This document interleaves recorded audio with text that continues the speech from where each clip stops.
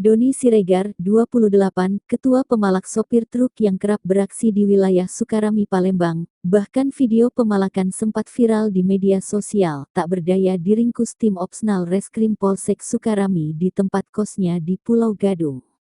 Doni Siregar, warga Pulau Gadung Permai Kelurahan Karya Baru Kecamatan Alang-Alang Lebar Palembang, bukan hanya terlibat kasus pemalakan saja, tapi bersama rekannya Gusti 30, warga Teratai Sukarami ini masih buron, terlibat pencurian dengan pemberatan pada hari Kamis 29/6 kemarin, di Jalan Soekarno-Hatta.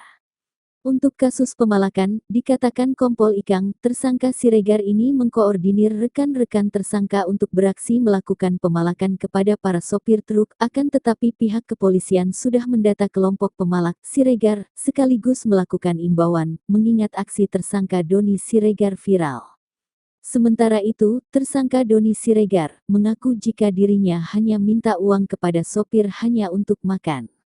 Saya hanya ngamen dan minta-minta, kalau 10 kali tidak sampai Pak, hanya 3 kali sekitar 2.000 atau 3.000 minta sampai kepala masuk ke dalam uangnya untuk makan, akunya.